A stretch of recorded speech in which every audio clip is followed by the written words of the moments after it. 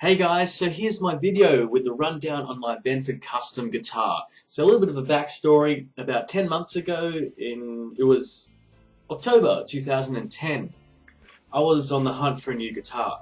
And I was shopping around, and I had a few things set in my mind about what I wanted, but I came to the conclusion that, there are guitars that'll get you sort of around where you want to go, but you think to yourself, I'd like to change this on the guitar, or I wish I had this feature, I wish it was in this colour.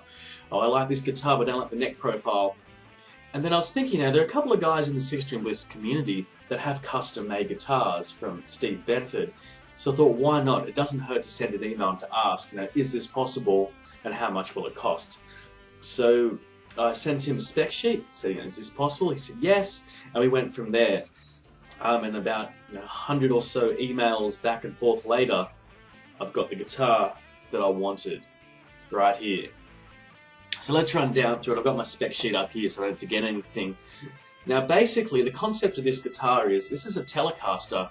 So it's a Telecaster shape, but it's basically an Ibanez RG guitar. It's got the Ibanez Wizard neck, and it's a 25.5 inch scale length, which is like most Telecasters, but it does have a humbucker. Now I don't really use any other pickups apart from the bridge humbucker. I don't really go to the neck pickup really at all ever. I don't use a tone control on my guitar, just the volume, and that's really all I wanted. I like fixed bridges. One day I'll get a guitar with a proper Floyd, but until then I'm more into fixed bridges. So anyway, that was the basic concept of it. And I wanted something that wasn't really out there. This is what I personally wanted, and I wanted it to be exotic, of course. And Steve made that happen. Now this is an amazing guitar. It just plays so well. Like, it's honestly, without sounding biased, this is the best guitar I've ever played in my life. Really, the only one that's ever come close, which sort of would glide through my hands, was a Parker. It was a $6,000 Parker, and that thing was absolutely phenomenal. Super light, the neck was ultra fast, really smooth and easy to play, really comfortable. And but I don't have $6 to spend on a guitar, and the body shape of a Parker doesn't really appeal to me all that much. But this thing does. I like Telecasters, but what I don't like is they're pretty uncomfortable to play for me. They don't really, a lot of standard Tellies don't have the tummy cut like this one does. They don't have the forearm bevel, or whatever you want to call it, on there. This has got SG, Gibson SG style bevels on there with the pointy. I love the way it goes to a point at the lower bout of the guitar. So that was the basic concept of it. Love Telecaster shapes, wanted to play sort of like a shred machine, you could guess. So contacted Steve, and he made it happen, and I can't thank him enough for it. So let's get to the specs of it. So the neck, like I was saying, let's talk about the profile. This is a Wizard profile, or Wizard 2 profile Prestige. But what Steve did was, here in when you'd be playing more of the chords or open chords or whatever, in this sort of region here on the lower notes, it's a little bit more round around the back. And then as you go further up the neck to the higher notes, it sort of flattens out to the U shape that it would be in sort of like a Wizard neck. So you get super comfortable playing some chords. But then once you go up to, you go to do a solo or a lead break, it's pretty comfortable. And I love it. It feels more comfortable than my actual Ibanez guitars. So that's a bonus there. And that's one thing that was really important to me, having the neck at that type of shape. So let's go from the top. I wanted it to be a Telecaster with a 3-side tuner headstock, and I love this headstock here. It's sort of semi-aggressive. It's not too far out there. It looks great. I also wanted a black guitar with gold hardware, which I got. So we've got our nice sort of, I guess you would call it the quarter maple cap on the headstock as well, which I think is phenomenal. So deep, came out great. With the neck, I was a little bit sort of torn with what to get, whether to get flame maple or bird's eye maple as a neck. And Steve suggested doing this. This was his idea. It's the bird's eye flame, bird's eye neck. Looks great. It's got the volute there, which I think is really cool. Adds strength, and it makes it more comfortable when you're playing, I guess, even like a bar chord, F bar chord or whatever. It's got these Grover tuners here. I really wanted these specifically. These are 18:1 gear ratio tuners. I've got these on my acoustic guitar and they're great. The bonus with these is that these have got the locking thumb wheel on the back, which locks the string into place so you have less winds around the string posts. Solves all the tuning problems that you would have with strings slacking off, bending and so forth. Really cool, really smooth tuners. So you'll see here, I really like on guitars the binding. And Steve suggested to put flame maple binding on there, and that is cool. It's rounded off on both edges, so it's got that broken in feel, which is really, really cool. I love it. Ebony fretboard. I always wanted a guitar with ebony fretboards. They're kind of hard to find, I've found out there, unless you go to higher models. Love the darkness, how dark it is. Jumbo frets, of course, for me. It's got diamond inlays in abalone, and the inlays, I should say the side dot markers there, abalone as well. And on the 12th fret, I wanted something a little bit special that would stand out. Steve sent through a few links to some inlay ideas, and we settled on this, and I love it. It's a fleur-de-lis. Sits there. It's a little bit bigger than what we thought it would be, but when it's on the guitar, I think it looks great. It looks phenomenal, stands out. The diamonds around it are still there, but it still brings more of attention to that 12th fret, which is what I really wanted. Also got to go the fretboard to go to a point with 25 frets on there, and this little fret's actually functional. It works, which is really cool. So this is a bolt-on neck here, and it's got the all-access neck joint. I was a bit torn between should I get a neck through, glue in, or a bolt-on. I settled for a bolt-on because with one of my other Ibanez guitars, which is a bolt-on, it just feels great. I don't notice any restrictions or anything like that. Not that I play up that high, but to me, I can't hear the difference between a set neck through, and a bolt-on. I've got a neck through and 2 bolt-ons now, and yeah, I just like, I don't mind what it is, and yeah, it looks great. Really feels nice. Phenomenal job there on the neck. What's here on my little spec sheet here? Okay, so we've got our exotic wood neck. I love it. 3-side tuners. It's got the matching quilt for the body on the headstock there. Now the nut is a tusk nut, or tusk, as Pappy said on the episode. It's really cool. I guess they lubricate, self-lubricating, so you don't break strings and that sort of thing, and they don't bind as well.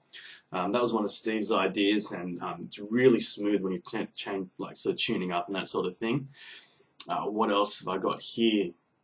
It's got a dual action truss rod, which I wanted in case it bowed either way, but this is pretty solid. It feels solid. It doesn't feel flimsy. It doesn't feel like the neck's sort of bending here and there when you put a bit of pressure on it and that sort of thing. It all feels solid, which is really good. What else have I got there on my spec sheet? That's pretty much the neck. One other thing to mention is it's balanced really, really well. It's got a lot more weight at the body, and that's what I wanted. What I hate is when you strap on a guitar and then the neck starts dipping. I just find that really annoying. My black Ibanez RG is like that, and it gets a little bit annoying. It doesn't dip too bad, so I really wanted to make sure that it wasn't sort of neck heavy in that respect. And it's, yeah, the weight and the balance of this is really cool. It's a little bit, of course, it's a little bit heavy because it's solid. It's actually a sepal body, but it's great. It's just so well balanced. I love it. So let's get down to the body. So I wanted a Telecaster body, of course.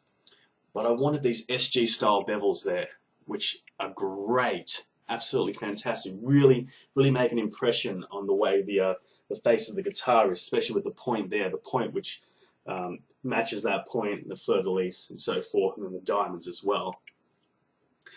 And that was sort of the concept I had, sort of make it flow a little bit. So I think that's great. The body is quilted sepal, which you can see there. Steve found this great piece of wood. And originally I asked for mahogany. I can't really tell the difference too much with tone woods with solid body guitars, to be honest. all my electrics are mahogany, so I just sort of stick with what I know, I guess. But this is great. Sepal's a family of mahogany, I believe, or similar sort of tone wood, and looks the same. This one looks a little bit better because it's quilted. So that's one piece. And then on the top is the 5A grade quilted maple top. Looks absolutely phenomenal. It's quite thick as well. And it's also got here, there's the binding. This is a PRS style binding. It's like it's not actually binding. You dye it and then get a blade and then run it across to have sort of a fake binding on there, but it looks phenomenal. And yeah, I also got the all access sort of scoop to reach the higher frets as well on the body there. Of course, it's got the, what are these called? Strap locks, locking strap, Dunlop dual designs, and yeah, great guitar, just fantastic. So let's just go through a few of the body things that I've got here on my list. Telecaster shaped body, of course. It's got the tummy cut, got to have that. It's got the bevel here for your forearm. It's actually really comfortable. And another thing I asked Steve to do is, you can't really see it there, but this is all rounded off. Especially if you're like me, and I play on my, I'm right-handed, I play on my left leg a lot, sort of like that. And it makes a difference when you don't have sort of like a sharp edge digging into your thigh, you know, after an hour's playing and so forth. I want a transparent black quilted maple top, and I just can't believe how well this turned out. It's amazing. What else have we got here? All access neck bolt on. Steve definitely did a great job there. And we got PRS style binding. What else have we got here? A single volume knob. I'm not really into playing with a lot of fancy controls. I just want to plug in and play. That's pretty much it for the body, you know. The body's like that. One thing about the bridge here, I wanted a Tune-o-matic bridge. I think they're really comfortable.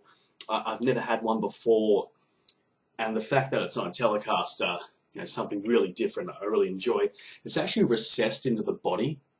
So this is a 25.5-inch scale length, but I'm not too fond of neck angles on guitars that much. So I got that recessed so that the neck's straight, so it's a bit more similar to my Ibanez RGs. Okay, so let's talk about the hardware. So it's all gold hardware and string through body. I've never seen a design like that with the string through. I came up with that, and yeah, it turned out exactly the way I wanted it. From there on the back. So the pickup. Now I wasn't sure about a pickup. Talking to Steve, he, you know, he's just really easy to talk to, really knowledgeable, and you know, he knows his stuff. End of story. And he said, well, if I'm undecided about a pickup, what if we put this in? This is a P-Rails Hot. You'll never see one like this because Steve replaced the adjustment height screws in here, or the poles, whatever they're called, with gold ones, which is why it looks a little bit different. And for those out there that are watching this that don't know what it is, a P-Rail is a humbucker pickup, but it's made up of a single coil rail style pickup, a P90 as well. And what you can do is you can switch that all around. So this has 4 different sounds. Now the switching I got is here on the back. So like I said, I didn't really plan for this, and I'm not really into sort of a lot of switching. But it's actually phenomenal. The different tones it produces is really, really cool. This is actually made with an Alnico 8 magnet, so it's a little bit different. Now this is the hot version. It's hotter than the previous versions, but it's not that hot. However, having an Alnico 8 magnet, in this, it seems to have a lot of note definition when you play chords. Even with a lot of gain, you can really hear everything clearly.